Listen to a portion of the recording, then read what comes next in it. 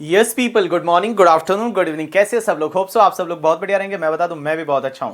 तो आप लोगों को इंटरमीडिएट के रिवीजन लेक्चर ऑलरेडी यूट्यूब पे मिल चुके हैं और इंटरमीडिएट के टोटल कितने 7 रिवीजन लेक्चर है वो आपको ऑलरेडी मिल चुके हैं। कुछ टॉपिक के आपके रिवीजन लेक्चर बाकी थे। बहुत सारे बच्चों ने बोला कि भैया आपने बहुत सारे रिवीजन लेक्चर दिए, हमको बहुत अच्छे लग रहे हैं सर, जो बाकी वाले रिवीजन लेक्चर है वो भी एक बार करवा दो हमको, तो मजा आ जाएगा। तो हमारा फटाफट इंटरमीडिएट का रिवीजन है वो रिवीजन हो जाएगा। तो मैं आपका भाई हूं, आपका सुनना पड़ता है मुझे, ठीक है। मेरा फर्ज बनता है, आप मेरे छोटे भाई हो, आपको पास करवाना मेरी रेस्पॉन्सिबिलिटी।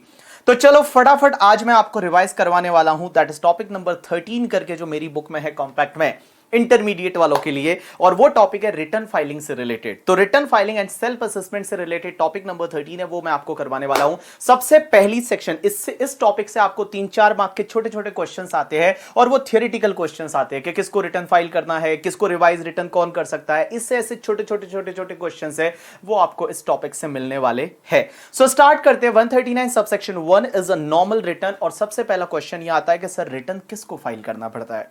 तो मैं बता दूं रिटर्न किसको फाइल करना पड़ता है। तो सबसे पहली चीज, कंपनी एंड पार्टनरशिप फर्म के लिए return filing is mandatory. Means company partnership firm को रिटर्न फाइल करना ही पड़ेगा, भले लॉस हो, प्रॉफिट हो, बिजनेस हो, ना हो। अगर कंपनी का इनकॉर्पोरेशन हुआ या पार्टनरशिप फर्म का फॉर्मेशन हुआ तो उसको अपना रिटर्न फाइल करना मैंडेटरी है। लेकिन क्वेश्चन ये आता है सर बाकी लोगों को रिटर्न फाइल करना पड़ेगा या नहीं। तो मैं बता दूं बाकी लोगों को रिटर्न तभी फाइल करना है जब आपका ग्रॉस टोटल इनकम, जब आपका gross total income means GTI, gross total income, but before claiming exemption under section 54, 54B, 54D, 54EC, 54F, 54G, 54GA, ये सब एग्जेम्पशन लेने से पहले वाला आपका इनकम। मींस ये एग्जेम्पशन लेने से पहले वाला इनकम अगर आपका बेसिक एग्जेम्पशन से ज्यादा है तो आपको रिटर्न फाइल करना है, अदरवाइज आपको रिटर्न फाइल करने की जरूरत नहीं है। तो देखो बेटा, मैं बोलूं रिटर्न किसको फाइल करना पड़ेगा। कंपनी पार्टनरशिप फर्म को रिटर्न फाइल करना मैंडेटरी है। अदर एसएससी को रिटर्न तभी फाइल करना है जब GTI, gross total income, means deduction लेने से ऑब्वियसली पहले, जो डिडक्शन अंडर चैप्टर 6 है ना, एटीसी एटीडी, वो लेने से पहले GTI.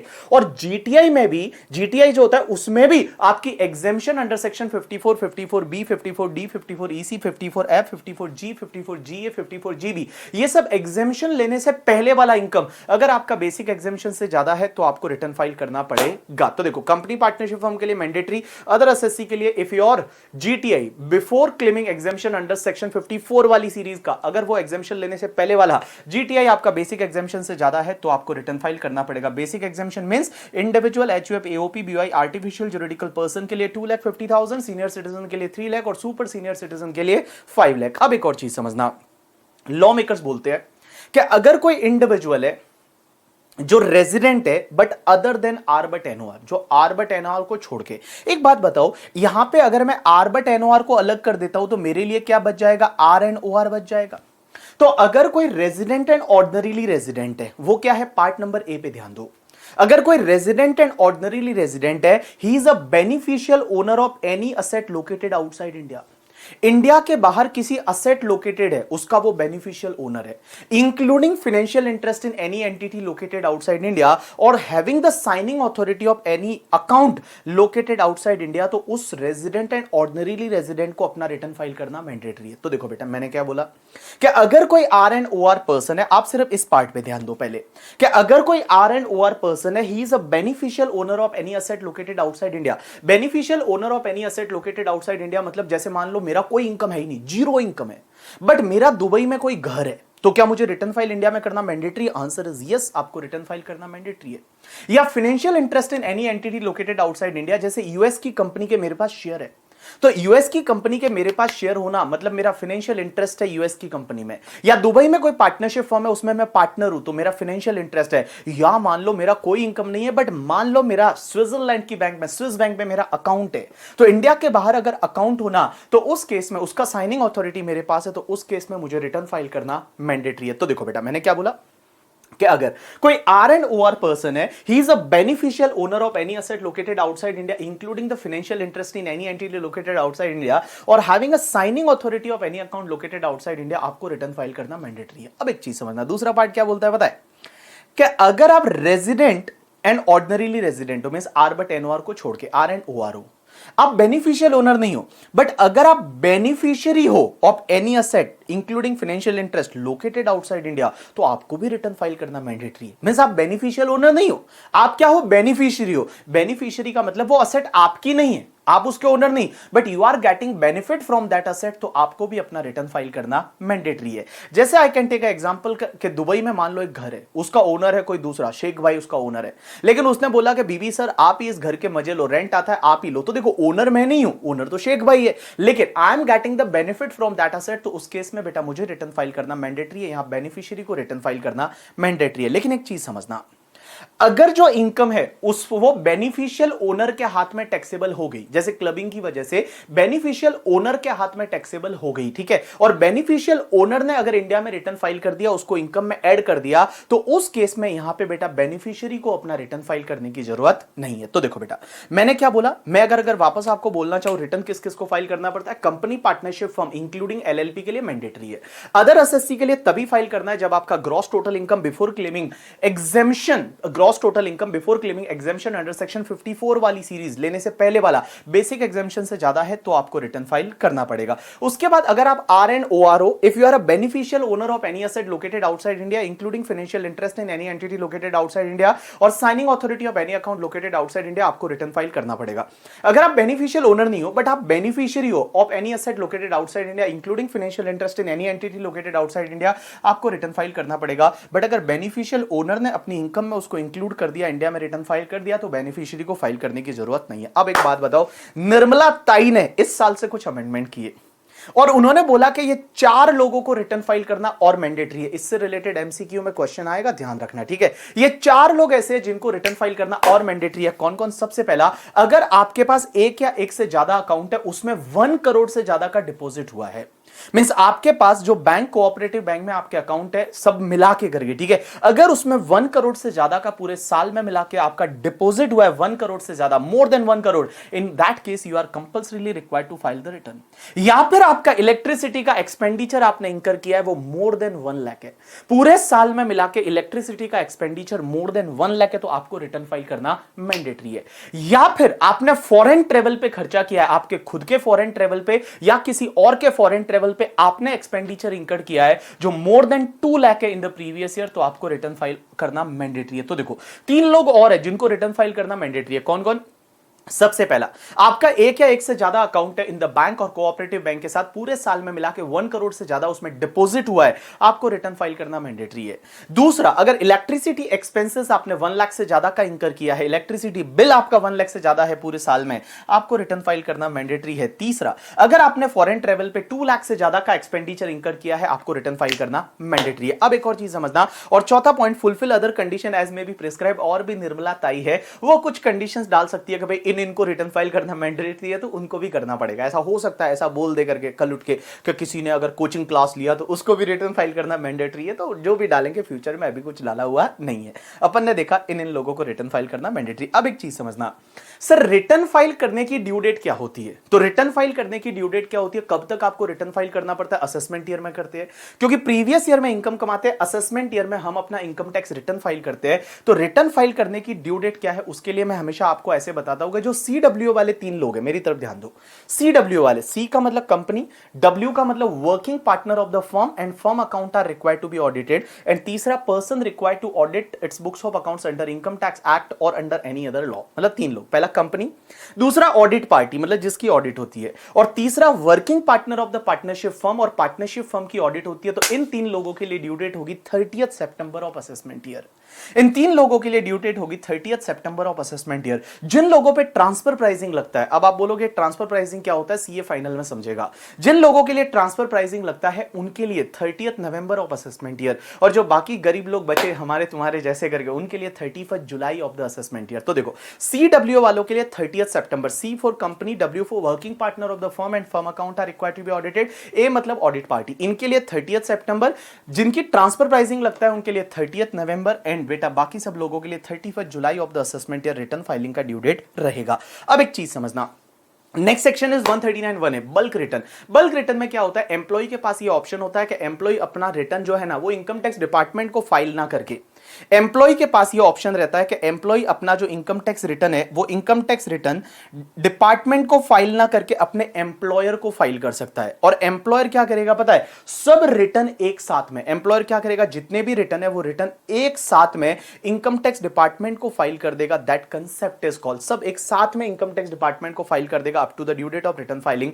That is called bulk return. ये बल्क रिटर्न ऑप्शनल है। देखो मैंने क्या बोला, एम्प्लॉय अपना रिटर्न है वो एम्प्लॉयर को फाइल करेगा, एम्प्लॉयर सब रिटर्न को एक डीवीडी में डाल के सीडी में डाल के इनकम टैक्स डिपार्टमेंट को ड्यू डेट से पहले पहले दे देगा। That is called bulk return. एक सेक्शन आती है 139(1)(c) और 139(1)(c) ये बोलती है कि सेंट्रल गवर्नमेंट के पास ये पावर है कि सेंट्रल गवर्नमेंट चाहे तो किन्हीं क्लास ऑफ पर्सन को, लोगों को रिटर्न फाइल करने से एग्जेम्प्ट कर सकते हैं। नोटिफिकेशन निकाल के बोल सकते हैं कि इनको रिटर्न फाइल करने की जरूरत नहीं, ठीक है, या इस स्टेट के पर्टिकुलर लोगों को रिटर्न फाइल करने की, ऐसा हो सकता है करिए, ठीक है। सेंट्रल गवर्नमेंट के पास ये पावर है कि सेंट्रल गवर्नमेंट अपनी चाहे, मोदी सरकार चाहे तो लोगों को रिटर्न फाइल करने से एग्जेम्प्ट कर सकती है, ठीक है। अब एक बात समझना, सबसे important section 139(3) is related to the loss return. Sir question ये आता है कि हमको लॉस हो गया तो भी क्या हमको रिटर्न फाइल करना पड़ेगा? प्रॉफिट होता है तो रिटर्न फाइल करना पड़ेगा क्योंकि टैक्स भरना पड़ता है, बट लॉस होता है तो भी रिटर्न फाइल करना पड़ेगा? आंसर इज यस, क्योंकि एक सेक्शन टांग अड़ाती है सेक्शन 80 करके।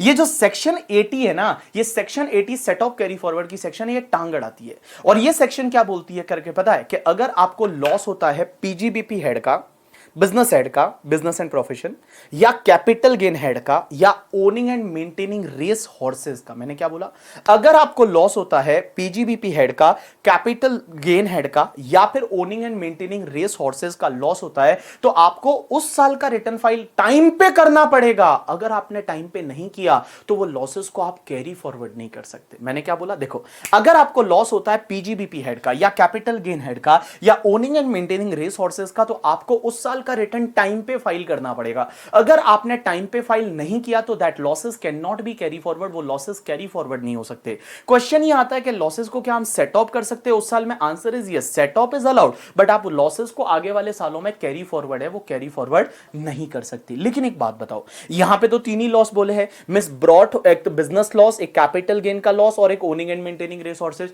तो सर अगर हाउस प्रॉपर्टी का लॉस है या अनएब्सॉर्ब डेप्रिसिएशन है तो वो आप कैरी फॉरवर्ड कर सकते हो, भले आपने रिटर्न लेट फाइल किया। मैंने क्या बोला, हाउस प्रॉपर्टी का लॉस है या अनएब्सॉर्ब डेप्रिसिएशन है, हाउस प्रॉपर्टी का लॉस और अनएब्सॉर्ब डेप्रिसिएशन आप कैरी फॉरवर्ड कर सकते हो, भले आपने लेट रिटर्न फाइल किया। तो देखो बेटा, मैंने क्या बोला, all people please pay attention.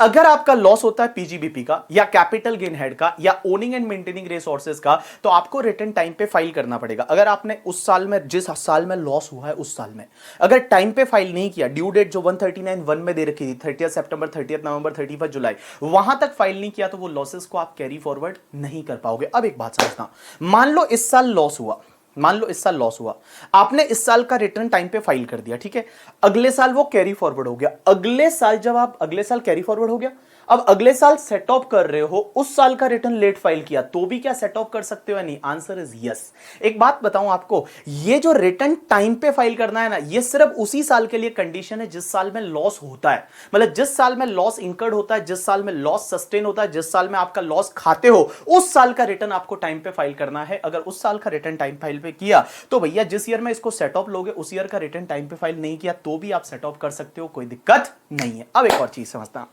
Sir अगर मान लो लॉस हो गया था, रिटर्न टाइम पे फाइल करना भूल गए, बट कुछ जेन्युइन रीजन था।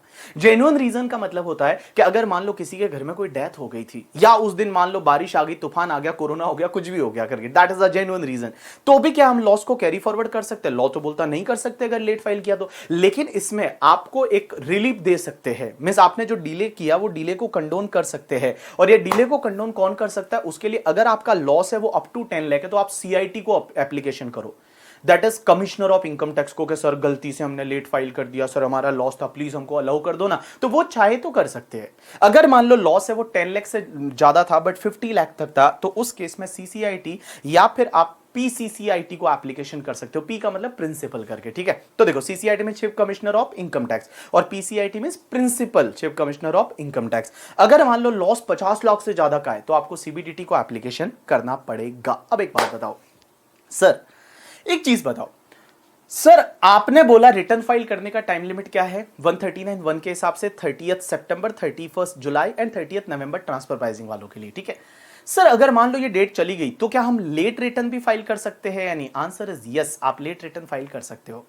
लेकिन लेट रिटर्न सर कब तक फाइल कर सकते हैं, उसका कोई टाइम लिमिट है? आंसर इज यस, 139(4) में दे रखा है, जिसको बोलते हैं हम बिलेटेड रिटर्न। भाई हैप्पी बर्थडे टाइम पे नहीं बोला तो क्या बिलेटेड बोल सकते हैं? आंसर इज यस, आप बिलेटेड रिटर्न फाइल कर सकते हो। बट बिलेटेड रिटर्न फाइल करने का टाइम लिमिट क्या है पता है? Up to the end of the relevant assessment year. Means जो असेसमेंट ईयर है ना, वो असेसमेंट ईयर के एंड तक, up to the end of the relevant assessment year, assessment year के एंड तक आप क्या कर सकते हो? रिटर्न फाइल कर सकते हो। और बिफोर कंप्लीशन ऑफ असेसमेंट, ये बिफोर कंप्लीशन ऑफ असेसमेंट क्या होता है कि कभी कभी आप रिटर्न फाइल नहीं करते हो ना, तो डिपार्टमेंट गुस्सा होकर आपका असेसमेंट ऑर्डर पास कर देता है, मतलब असेसमेंट कर देता है। और वो असेसमेंट होता है 144 का असेसमेंट, जिसको बेस्ट जजमेंट असेसमेंट बोलते हैं। ये सीए फाइनल में आप समझोगे, इंटर में नहीं समझेगा, तो इसको आप रट्टा मारो ये असेसमेंट। तो मैंने क्या बोला देखो, क्या अगर आप टाइम पे फाइल नहीं करते हो तो क्या आप बिलेटेड रिटर्न फाइल कर सकते हो? आंसर इज यस, कर सकते हो। कब तक कर सकते हो? Up to the end of the relevant assessment year. Means जो असेसमेंट ईयर आपका है उसके एंड, अपना प्रीवियस ईयर 1920, असेसमेंट ईयर 2021, तो असेसमेंट ईयर 2021 कंप्लीट कब होगा? 31 मार्च 2021 तक। तो टिल 31 मार्च 2021 तक आप रिटर्न है वो फाइल कर सकते हो, कोई दिक्कत नहीं है। अब एक और चीज समझना कि सर अगर आप बोल रहे हो लेट रिटर्न फाइल करने का तो सब लेट ही फाइल करेंगे, तो लेट फाइल करते हैं तो क्या क्या दिक्कत होती है? एक बात बताओ, एक तो लेट फाइल करते हो ना, तो आपके साथ क्या क्या हो सकता है? तो पहली चीज तो मैं बताऊं, लेट फाइल करोगे और लॉसेस का केस है तो लॉस कैरी फॉरवर्ड नहीं करोगे, अभी 139(3) में पड़ा। दूसरी चीज, अगर आप लेट फाइल करते हो तो आपको एक फीस लगती है, और वो फीस लगती है 234F की।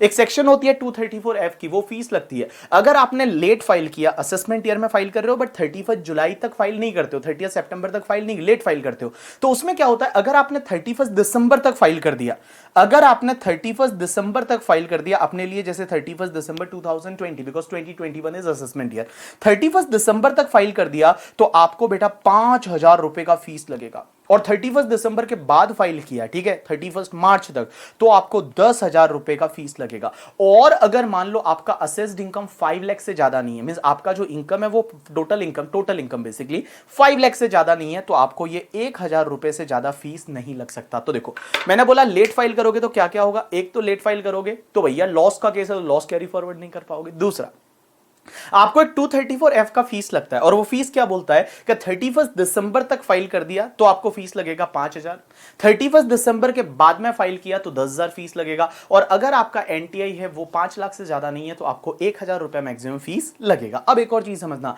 और क्या हो सकता है? आप लेट रिटर्न फाइल करते हो तो आपको पता है 234A का एक इंटरेस्ट लगना चालू हो जाता है।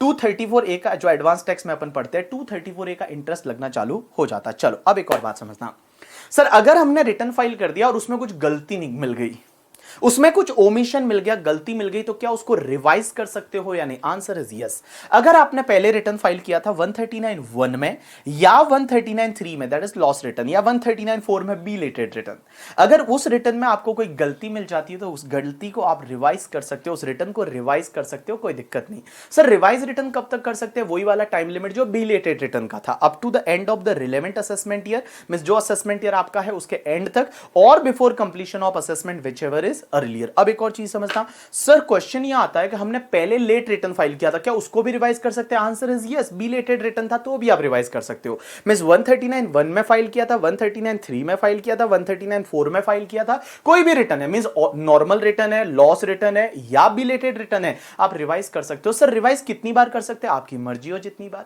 सुबह चाय पीते टाइम, आफ्टरनून में लंच करते टाइम, इवनिंग में सोते टाइम, नींद नहीं आ रही है तब, ठीक है, वो रिप्लाई नहीं कर रही है तब, जब मर्जी है आप रिवाइज कर सकते हो। आपके पास टाइम लिमिट होना चाहिए, एन नंबर ऑफ टाइम है, वो आप रिवाइज कर सकते हो, कोई दिक्कत नहीं है। Next section 139(9) that is defective return.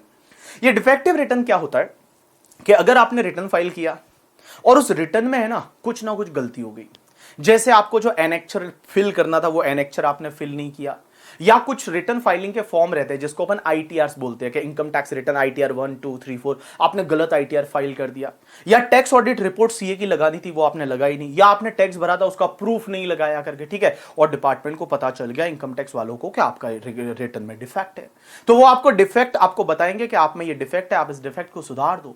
अब आपको टाइम देंगे कि आप इस डिफेक्ट को सुधार दो, नॉर्मली टाइम है वो 15 डेज का देते हैं कि 15 दिन में इस डिफेक्ट को सुधार दो। अगर आपने 15 दिन में डिफेक्ट को सुधार दिया तो अच्छी बात है, अगर आपने नहीं सुधारा तो आपके रिटर्न को इनवैलिड मान लेंगे। बोलेंगे इनवैलिड का मतलब है जैसे रिटर्न फाइल किया ही नहीं था आपने, वैसा इनवैलिड ये लोग मान लेंगे। Next section is 140, that is verification of return. अब एक चीज समझना, ये वेरिफिकेशन ऑफ रिटर्न पहले क्या हुआ करता था पता है? Signing off return. पहले जो है इस सेक्शन में यहां लिखा होता था साइनिंग ऑफ रिटर्न। अब आप बोलोगे ये वेरिफिकेशन ऑफ रिटर्न का मतलब क्या होता है? भाई एक बार आपने रिटर्न जब फाइल करोगे ना तो उसको वेरीफाई करना पड़ता है, मींस ऑथेंटिकेट करना पड़ता है या साइन करके भेजना पड़ता है कि हमने फाइल किया है। तो क्वेश्चन ये आता है कि पहले तो साइन होता है, अब क्या होता है? आधार कार्ड से सीधा वेरीफाई होता है। ठीक है, साइन करके भेजने की जरूरत नहीं, सीधा आधार नंबर डालो तो अपने आप वेरीफाई हो जाता है। तो क्वेश्चन ये आता है किसका रिटर्न कौन वेरीफाई करेगा? तो मैं बोलूं अगर कोई इंडिविजुअल है तो इंडिविजुअल का रिटर्न वो खुद ही वेरीफाई करेगा। बट अगर इंडिविजुअल मान लो इंडिया में नहीं है, इंडिविजुअल है, वो इंडिविजुअल इंडिया में नहीं है, या इंडिविजुअल मेंटली प्रॉब्लम है, किसी को मेंटली प्रॉब्लम है, पत्थर फेंकता है लोगों पे, तो उसका रिटर्न कौन वेरीफाई करेगा? जो पर्सन उसके बिहाफ पे रिटर्न फाइल वेरीफाई करने के लिए कॉम्पिटेंट है, मींस उसके जो लीगल हेयर वगैरह रहेंगे वो रिटर्न को वेरीफाई करेंगे। सर एचयूएफ का रिटर्न कौन वेरीफाई करेगा? कर्ता करेगा। बट अगर कर्ता पत्थर फेंकता है करके, ठीक है, करता है, उसका मेंटली स्थिति सही नहीं है, तो उस केस में जो कोई भी मेंबर कर सकता है लेकिन वो माइनर नहीं होना चाहिए। उसके बाद मैं बोलूं अगर पार्टनरशिप फर्म का रिटर्न कौन वेरीफाई करेगा? Managing partner. बट अगर मैनेजिंग पार्टनर नहीं है तो कोई भी दूसरा पार्टनर भी कर सकता है। एलएलपी का रिटर्न है वो डेजिग्नेटेड पार्टनर करेगा, बट अगर डेजिग्नेटेड पार्टनर नहीं है तो कोई भी दूसरा पार्टनर कर सकता है। पार्टनरशिप फर्म के बाद कंपनी की बात करता हूं, कंपनी का रिटर्न मैनेजिंग डायरेक्टर करेगा, बट मैनेजिंग डायरेक्टर अगर नहीं है तो कोई भी दूसरा डायरेक्टर कर सकता है। अगर कंपनी लिक्विडेशन में है तो लिक्विडेटर है वो रिटर्न को वेरीफाई करेगा। अगर कोई कंपनी है जिसमें वो इंसॉल्वेंसी एंड बैंक करप्सी कोड लग गया है 2016 वाला, मींस वो इंसॉल्वेंसी में चली गई है, तो जो इंसॉल्वेंसी प्रोफेशनल रहता है ना वो रिटर्न को साइन या वेरीफाई करेगा करके। ठीक है, अगर मान लो पॉलिटिकल पार्टी का रिटर्न कौन वेरीफाई करेगा? CEO of the political party.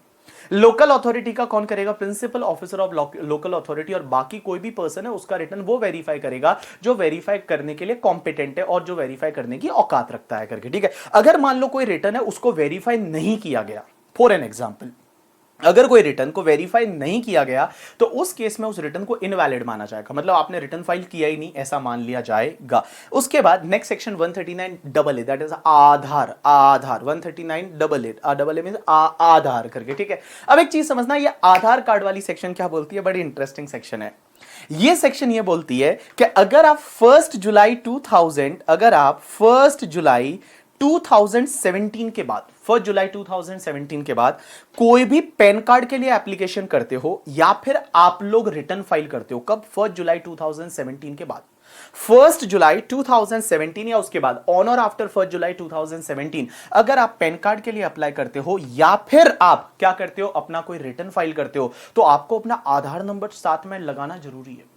तो मैंने क्या बोला कि अगर कोई भी पर्सन 1 जुलाई 2017 या उसके बाद में कोई भी पैन कार्ड के लिए एप्लीकेशन करता है या रिटर्न फाइल करता है तो उसको आधार नंबर लगाना जरूरी है अपना। अब एक बात बताओ, अगर उसके पास आधार नंबर नहीं आया तो उसका जो आधार का एक्नॉलेजमेंट आईडी होता है ना, वो डैश डैश वाला, पता है तुमको? आधार का एक्नॉलेजमेंट आईडी वो आपको लगाना पड़ेगा। तो देखो बड़ा सिंपल सा है कि 1 जुलाई 2017 ऑन और आफ्टर दैट डेट अगर आप पैन कार्ड के लिए अप्लाई करते हो या कोई रिटर्न फाइल करते हो तो आपको अपना आधार कार्ड लगाना जरूरी है, अगर आप आधार के लिए एलिजिबल हो तो। अब एक चीज समझना, लेकिन सर जिन लोगों के पास पैन कार्ड पहले से है, तो अगर एक बात बताओ, अगर किसी पर्सन के पास पैन कार्ड 1 जुलाई 2017 को ऑलरेडी था, जैसे मेरे पास भी था, आपके पास भी था, तो आपको क्या करना पड़ेगा पता है? अपने पैन कार्ड को आधार से लिंक करवाना पड़ेगा। अपने पैन कार्ड को आधार से लिंक करवाना पड़ेगा जब तक गवर्नमेंट बोलेगी तब तक, मींस गवर्नमेंट टाइम देगी कि आपको अपने आधार को पैन कार्ड से लिंक करवाना है। अब ये लिंक कब तक करवाना है पता है? उसकी टाइम लिमिट दे दी और गवर्नमेंट बढ़ाते जाती है, बढ़ाते जाती है, बढ़ाते जाती है। पहले 31 दिसंबर 2019 दी थी, उसको बढ़ा के 31 मार्च 2020 कर दिया। कोरोना की वजह से 31 जून 2020 कर दिया। मतलब उसको लिंक करवाना है, आपको अपने आधार और पैन कार्ड को लिंक करवाना है। ठीक है, अब एक चीज समझना, अगर आपने लिंक नहीं करवाया तो जो आपका पैन कार्ड है ना उसको ये इनऑपरेटिव कर देंगे। मींस अगर इन्होंने बोला तब तक लिंक करवा दो, अभी जैसे 30 जून है, ठीक है, तो 30 जून 2020 तक आप लिंक करवा दो। अगर आप लिंक नहीं करवाते हो तो आपका जो भी पैन कार्ड है उसको इनऑपरेटिव कर देंगे। क्या कर देंगे? इनऑपरेटिव, मतलब उसको एकदम बोलेंगे इनऑपरेटिव पैन कार्ड। ठीक है, अब एक चीज समझना, मैंने जो आपको बताया कि भैया रिटर्न फाइल करते हो या पैन कार्ड आपके लिए अप्लाई करते हो 1 जुलाई 2017 या उसके बाद में आपको आधार नंबर लगाना है या आधार पैन को लिंक करवाना है, ये सेक्शन 4 लोगों पे नहीं लगेगी। जो 4 लोग हैं उन पे ये सेक्शन नहीं लगेगी। अगर कोई पर्सन है वो जम्मू कश्मीर मेघालय या आसाम में रहता है, जम्मू कश्मीर मेघालय आसाम में रहता है, उनके लिए ऐसे भी दिक्कतें चल रही है उधर करके, ठीक है, आपने देखा NRC and all that thing. तो अगर कोई पर्सन है वो जम्मू कश्मीर आसाम या मेघालय में रहता है तो उस पर यह सेक्शन नहीं लगेगी, मींस उसको ये लिंक विंक करवाने की जरूरत नहीं। दूसरा, अगर कोई पर्सन नॉन रेजिडेंट है as per the income tax act 1961, अगर कोई नॉन रेजिडेंट है तो। और तीसरा, अगर कोई पर्सन इंडियन सिटीजन नहीं है, तो इंडियन सिटीजन नहीं है तो उसको ऐसे भी आधार कार्ड नहीं मिलेगा, तो आधार कार्ड मिलेगा नहीं तो भैया लिंक कहां करवाएगा, ठीक है। तो अगर कोई नॉन इंडियन सिटीजन है, मींस इंडियन सिटीजन नहीं है, उसको भी नहीं करवाना। और तीसरा, अगर कोई पर्सन है जिसकी प्रीवियस ईयर में एज 80 साल या उससे ज्यादा हो गया, 80 ईयर्स और मोर का एज हो गया, अरे भैया जब 80 ईयर्स या मोर का एज हो गया है तो आपको पैन आधार लिंक नहीं करवाना, अपने आप को भगवान से लिंक करवाना है। तो इन्होंने बोला उनको नहीं करवाने की जरूरत, ठीक है। तो देखो मैंने क्या बोला, 4 लोगों पे ये सेक्शन नहीं लगेगी। पहला, अगर कोई पर्सन जम्मू कश्मीर मेघालय या आसाम में रहता है। दूसरा, कोई नॉन रेजिडेंट है या नॉन सिटीजन है या फिर जिसकी एज 80 ईयर्स या मोर हो गई है इन द प्रीवियस ईयर, उसको ये करवाने की जरूरत नहीं है। उसके बाद next section is a permanent account number, pan number. Question ये आता है पैन नंबर किसको लेना पड़ता है। देखो पैन नंबर कोई भी ले सकता है, आप भी ले सकते हो, आपके पास भी पैन नंबर रहेगा, लेकिन मैंडेटरी किसको है पैन नंबर लेना। 4 लोगों को पैन नंबर लेना मैंडेटरी है। 4 लोग ऐसे हैं जिनको पैन कार्ड लेना या पैन नंबर लेना मैंडेटरी है। कौन कौन? सबसे पहला, अगर कोई पर्सन है जिसकी इनकम बेसिक एग्जेम्पशन से ज्यादा है, अगर कोई पर्सन जिसकी इनकम बेसिक एग्जेम्पशन से ज्यादा है तो आपको पैन कार्ड लेना पड़ेगा। दूसरा, अगर आपका टर्नओवर है या ग्रॉस रिसीट है वो 5 लाख रुपए से ज्यादा है, अगर आपका ग्रॉस रिसीट टर्नओवर, आप बिजनेस प्रोफेशन करते हो, 5 लाख से ज्यादा का आपका टर्नओवर हो जाता है तो आपको पैन कार्ड लेना पड़ेगा। तीसरा, जो ट्रस्ट रहते हैं, चैरिटेबल रिलीजियस ट्रस्ट, एनजीओ, उनको पैन कार्ड लेना जरूरी है।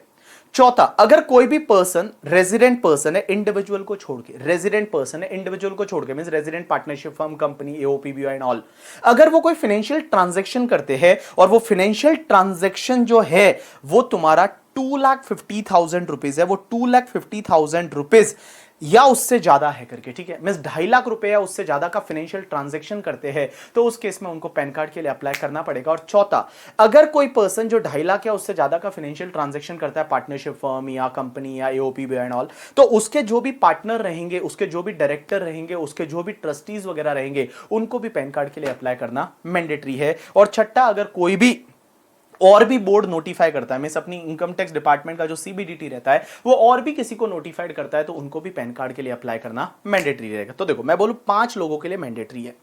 अब एक बात बताता हूं, ये 5 लोगों के लिए मैंडेटरी है। कौन कौन से 5 लोग हैं जिनके लिए पैन कार्ड के लिए अप्लाई करना मैंडेटरी है? सबसे पहला,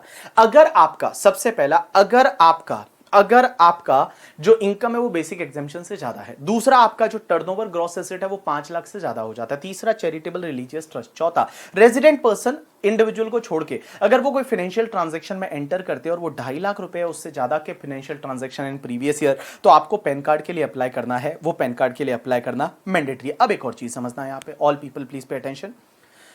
और चौथा मैंने बोला कि लाइक ट्रांजैक्शन जो कर रहे हैं फाइनेंशियल ट्रांजैक्शन उनको मैंडेटरी है। उसके बाद में एक और चीज समझना, उनके जो भी तुम्हारे क्या बोलते हैं पार्टनर है, डायरेक्टर है, उनको भी पैन कार्ड के लिए अप्लाई करना मैंडेटरी है। अब एक बात समझना, सर पैन कार्ड के लिए अप्लाई करना कब तक मैंडेटरी है, मतलब कब तक करना पड़ेगा?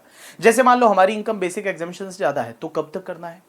हमारी जो इनकम है वो अगर बेसिक एग्जेम्पशन से ज्यादा होगी प्रीवियस ईयर में तो हमको पैन कार्ड के लिए अप्लाई कब तक करना है? तो एक चीज समझना, तो कब तक आपको करना पड़ेगा? तो देखो, अगर किसी भी पर्सन की इनकम बेसिक एग्जेम्पशन से ज्यादा हो जाती है प्रीवियस ईयर में तो बेटा आपको 31st May of assessment year, means 31st May of assessment year तक आपको पैन कार्ड के लिए अप्लाई करना पड़ेगा।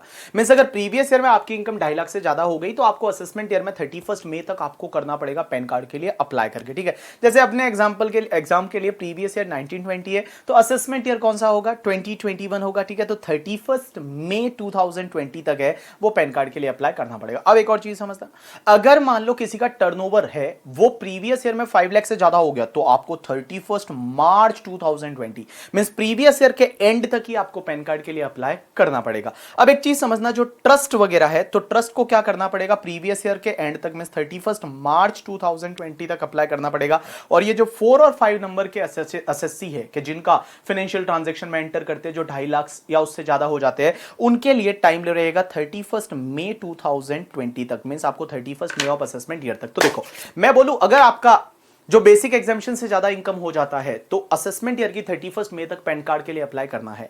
अगर मान लो आपका टर्नओवर 5 लाख से ज्यादा होता है तो प्रीवियस ईयर के एंड तक ही 31 मार्च तक ही पैन कार्ड के लिए अप्लाई करना है।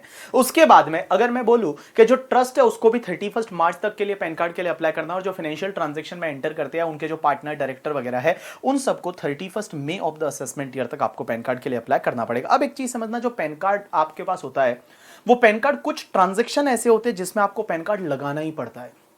बिना पैन कार्ड के वो आप ट्रांजैक्शन नहीं कर सकते। जैसे आप कोई भी कार खरीदने जाते हो, टू व्हीलर को छोड़ के, अगर आप कोई मोटर व्हीकल खरीदने जाते हो तो आपको पैन कार्ड लगाना मैंडेटरी है, ठीक है, पैन कार्ड चाहिएगा ही मोटर व्हीकल खरीदने जाते हो तो। या फिर आप कोई बैंक अकाउंट खुलवाते हो, लेकिन बेसिक सेविंग बैंक अकाउंट को छोड़ के, ठीक है, अगर आप बैंक अकाउंट खुलवाते हो तो पैन कार्ड लगता है। आपको पता रहेगा 50,000 से ज्यादा डिपॉजिट करवाने जाते हैं तो पैन कार्ड लगता है। कोई प्रॉपर्टी 10 लाख से ज्यादा का अगर आप खरीदते हो तो पैन कार्ड लगता है। तो एक बात बताओ, यहां पे एक लिस्ट दे रखी है, आपको सिर्फ इसको एक बार रीड करना है। आप इस लिस्ट को एक बार रीड करोगे और ये रीड करके आप एक बार इसको छोड़ दोगे, ठीक है। इससे रिलेटेड कभी हो सकता है कुछ एमसीक्यू आ जाए। जैसे आप म्यूचुअल फंड खरीदते हो, वो 50,000 से ज्यादा का है तो आपको पैन कार्ड लगाना पड़ेगा, ठीक है। अगर आप आरबीआई के बॉन्ड्स खरीदते हो 50,000 से ज्यादा का, 50,000 से ज्यादा का, तो आपको पैन कार्ड लगाना पड़ेगा। तो यहां पे मैंने दे रखा है कि इन केसेस में आपको पैन कार्ड लगाना पड़ेगा। अब एक बात समझना, माइनर के पास मान लो पैन कार्ड नहीं है और वो म्यूचुअल फंड खरीदना चाहता है या एलआईसी का पेमेंट करना चाहता है, लाइफ इंश्योरेंस प्रीमियम 50,000 से ज्यादा का, तो उसको पैन कार्ड लगाना पड़ता है, ठीक है। तो उस केस में अगर माइनर के पास खुद का पैन कार्ड नहीं है तो वो उसके पेरेंट्स का पैन कार्ड लगाएगा तो चलेगा, वो उसके पेरेंट्स का पैन कार्ड लगाएगा तो चलेगा। या जो नॉन रेजिडेंट है वो अगर ये ट्रांजैक्शन करना चाहते हैं, नॉन रेजिडेंट के पास में पैन कार्ड नहीं है तो वो अपना पासपोर्ट नंबर लगाएंगे तो चलेगा। अब एक चीज समझना, यहां पे इस साल से इन्होंने क्या किया पता है, पैन कार्ड और आधार कार्ड को इंटरचेंज कर दिया। इसमें इंटरचेंज का मतलब क्या होता है, बड़े सिंपल है करके, ठीक है। अगर आपके पास पैन कार्ड नहीं है और अगर ये जो ट्रांजैक्शन कर रहे हो उसमें आपको पैन कार्ड लगाना था, तो आप एक काम करो, अपना आधार कार्ड लगा लो। आप अपना आधार कार्ड लगा लो, चलेगा, कोई दिक्कत नहीं। Department, income tax department automatically आपको पैन कार्ड अलॉट कर देगा। देखो मैंने क्या बोला, अगर आपके पास पैन कार्ड है नहीं बट कहीं पैन कार्ड लगाना है तो आप एक काम करो, अपना आधार कार्ड लगा लो, तो डिपार्टमेंट ऑटोमेटिकली आपको पैन कार्ड है वो अलॉट कर देगा। या फिर आपने पैन कार्ड और आधार कार्ड को लिंक करवा दिया है, जैसा अपन ने सेक्शन 139AA में पढ़ा था। अगर आपने लिंक करवा दिया है तो उस केस में आप पैन कार्ड की जगह आधार कार्ड लगा सकते हो। अब एक बात समझना, मैंने यहां लिखा है PAN and Aadhaar is interchangeable. Interchangeable का मतलब यह है कि पैन कार्ड की जगह आप आधार कार्ड लगा सकते हो, आधार कार्ड की जगह पैन कार्ड नहीं चलेगा, ठीक है। पैन कार्ड की जगह आप आधार कार्ड लगा सकते हो। Done. Next section is 139B, that is a TRP, tax return preparer. ये टैक्स रिटर्न प्रिपेरर क्या होता है, इंडिया में मैं बता दूं बहुत सारे लोग ग्रेजुएट वगैरह है बट बेरोजगार है, तो डिपार्टमेंट का एक स्कीम है कि आप टैक्स रिटर्न प्रिपेरर बन सकते हो। जैसे हम एक चार्टर्ड अकाउंटेंट बन सकते हैं, वैसे सीबीडीटी का एक एग्जाम होता है, और जो सीबीडीटी है central board of directors, government का एक एग्जाम होता है। अगर वो एग्जाम आप क्लियर करते हो फिर आपको ट्रेनिंग वगैरह देते हैं और फिर आपको रिटर्न फाइल करना सिखाते हैं। टैक्स रिटर्न प्रिपेरर मींस लोगों का इनकम टैक्स रिटर्न फाइल करने वाले लोग, ठीक है। तो उनको एक मेंबरशिप नंबर मिलता है, उसको टीआरपी नंबर बोलते हैं। अब एक बात समझना, ये टैक्स रिटर्न प्रिपेरर कौन होता है, क्या होता है, वो सब आपके लिए भी ध्यान देने की जरूरत नहीं, उसकी सीबीडीटी की अलग से एक स्कीम है करके, ठीक है। टैक्स रिटर्न प्रिपेरर क्या करते हैं, लोगों को मोटिवेट करते हैं कि आप अपना रिटर्न फाइल करो, तो आप लोग भी टीआरपी बन सकते हो, कोई दिक्कत नहीं है। टीआरपी कौन बन सकता है, सिर्फ इंडिविजुअल ही बन सकता है, सिर्फ इंडिविजुअल ही बन सकता है। एक इंडिविजुअल है वो टीआरपी बन सकता है। अब एक चीज समझना, टीआरपी कौन कौन नहीं बन सकता, तो टीआरपी एक तो चार्टर्ड अकाउंटेंट नहीं बन सकता, दूसरा जो लीगल प्रोफेशनल रहता है, एडवोकेट है, वो नहीं बन सकता, और तीसरा जो बैंक मैनेजर है वो नहीं बन सकता। तो मैंने क्या बोला, चार्टर्ड अकाउंटेंट है वो नहीं बन सकता, लीगल प्रैक्टिशनर है वो नहीं बन सकता, या फिर बैंक मैनेजर नहीं बन सकता, या फिर जो एम्प्लॉय है स्पेसिफाइड क्लास ऑफ पर्सन का, मींस एम्प्लॉय मींस ऑलरेडी वो जॉब में है, कहीं एम्प्लॉय है स्पेसिफाइड क्लास ऑफ पर्सन का, तो वो टीआरपी नहीं बन सकता है। बाकी कोई भी टीआरपी बन सकता है। अब एक बात बताओ, टीआरपी के थ्रू कौन रिटर्न फाइल करवा सकता है, कोई भी करवा सकता है। अगर आपके पेरेंट्स का रिटर्न है तो आप टीआरपी के थ्रू भी फाइल करवा सकते हो। लेकिन मैं बताऊं, दो रिटर्न टीआरपी के थ्रू फाइल नहीं होंगे। पहला तो कोई कंपनी का रिटर्न टीआरपी के थ्रू फाइल नहीं होगा, और दूसरा जो है अगर किसी की ऑडिट होती है, मींस ये दो रिटर्न है वो चार्टर्ड अकाउंटेंट नॉर्मली फाइल करता है। एक तो जिसकी ऑडिट होती है वो, और दूसरा भैया जिसकी ऑडिट होती है वो, और दूसरा तुम्हारी कंपनी। ये दो रिटर्न टीआरपी फाइल नहीं कर सकता, बाकी कोई भी रिटर्न है वो टीआरपी फाइल कर सकता है। Next section 139C is a annexureless ROI. Annexureless ROI का मतलब क्या होता है कि अगर डिपार्टमेंट चाहे तो आपसे रिटर्न पेपरलेस फॉर्म में मंगवा सकता है, मींस एनेक्चर वगैरह फिल नहीं करवाएगा। आजकल वैसा ही होता है। एक बात बताओ, आज आप रिटर्न फाइल करते हो तो कुछ आप डॉक्यूमेंट अटैच करते हो क्या, नहीं, आंसर इज नो। अपन सिंपल सा एक रिटर्न है वो फाइल कर देते हैं, बट जब भी इनकम टैक्स ऑफिसर अगर हमसे मंगवाता है तो हमको ले जाके देना पड़ेगा, जैसे एलआईसी का स्लिप है करके, ठीक है, जो हमने इन्वेस्टमेंट किया था उसका डिटेल है, एटीसी का डिडक्शन कैसे ले रहे हो तो एलआईसी का स्लिप लगाओ। अब लगाना नहीं पड़ता, एनेक्चर आपको अटैच करने की जरूरत नहीं, बट बट जब भी आपसे अगर मंगवाया जाता है असेसमेंट करते टाइम तो आपको ले जाके देना पड़ेगा। Last section is self assessment tax. अब ये सेल्फ असेसमेंट टैक्स क्या होता है? लॉ मेकर्स बोलते हैं कि जब भी आप रिटर्न फाइल करते हो तो रिटर्न फाइल करते टाइम जो भी तुम्हारा टैक्स आता है, जो भी तुम्हारा टैक्स आता है along with interest, means tax के साथ में आपका जो इंटरेस्ट है वो इंटरेस्ट भी, मींस जो भी आपका टैक्स आता है, इंटरेस्ट आता है एंड फीस जो आती है, ये सबको आपको एक साथ में पे करना पड़ेगा। लेकिन आपका जो भी पहले टीडीएस कट चुका है, एडवांस टैक्स कट चुका है, कोई रिबेट रिलीफ अगर आपको मिलती है, वो सब लेस करने के बाद जो फाइनल टैक्स अमाउंट आता है अलोंग विद द इंटरेस्ट या फीस है, वो आपको पे करना पड़ेगा डिपार्टमेंट को। तब आप रिटर्न फाइल करने से पहले ये पे करो और फिर आप रिटर्न फाइल करो। अब एक चीज समझना, अगर आपने शॉर्ट पेमेंट कर दिया, अगर आपने शॉर्ट पेमेंट कर दिया तो पहले यह माना जाएगा फीस के टूवर्ड्स एडजस्ट होगा, दूसरा इंटरेस्ट के टूवर्ड्स एडजस्ट होगा और तीसरा टैक्सेस के टूवर्ड्स एडजस्ट होगा। जैसे मैं एक बात बताऊं, किसी एसएससी का हुआ क्या कि टैक्स आ रहा था मान लो 50,000 का टैक्स आ रहा था, इंटरेस्ट आ रहा था मान लो 2,000 एंड फीस आ रही थी 5,000, तो टोटल उसको 57,000 का पेमेंट करना था। बट उसने क्या किया? 57,000 का पेमेंट नहीं किया, उसने उसमें से सिर्फ 30,000 का पेमेंट कर दिया। तो क्या माना जाएगा? ये 30,000 किसके टूवर्ड्स पे किया है? तो सबसे पहली प्रायोरिटी होगी कि इस 30,000 में से आपने फीस पे किया है 5,000, तो आपको यह माना जाएगा इंटरेस्ट पे किया है 2,000, मींस आपका 7,000 तो ये हो गया, एंड 23,000 का आपको टैक्स है पे किया, मींस टैक्स लास्ट में एडजस्ट करते हैं जिससे कि और उस पे इंटरेस्ट फिर थोप सके आप पे और इंटरेस्ट लगा सके। यू गॉट माय पॉइंट और not? Yes. So this is the completion of your topic return filing वाला। बड़ा सिंपल सा टॉपिक था, मैंने आराम से रिवाइज करवाया। सिर्फ आपके लिए एक चीज है कि वो कहां पैन कार्ड लगाना पड़ता है, वो वाले ट्रांजेक्शन एक बार 2 बार आप रीड कर लो। That's it. Thanks a lot people. पढ़ाई करते रहो, जब भी आपका एग्जाम होगा, जुलाई में होगा या नवंबर में होगा, उससे अपने को फर्क नहीं पड़ता। This lecture is applicable for both exam और आपको पास होना है, आपके खुद के लिए पास होना है, आपके पेरेंट्स के लिए पास होना है, आपको मेरे लिए पास होना है। मेरे को भाई समझते हो बड़ा अपना, ठीक है? तो अगर अपना बड़ा भाई समझते हो मेरे को, तो मेरे लिए पास होना है। ये मुझे फटाफट पास होके बताओ, फिर अपन सीए फाइनल में मिलेंगे। सीए फाइनल में इससे भी एडवांस लेवल का डायरेक्ट टैक्स है, वो आपको पढ़ने को मिलेगा, आपको मजा आएगा। और मैं बता दूं, आपकी फाइनल की जर्नी तभी चालू होगी जब आप इंटरमीडिएट कंप्लीट करोगे। इस बार काफी टाइम है अपने पास में, बहुत सारी चीजें चल रही है, बट भैया focus to your examination and पढ़ाई करो, पढ़ाई पे फोकस करो और फटाफट है वो सीए बन जाओ। थैंक्स अ लॉट पीपल, आज के लिए इतना बहुत है।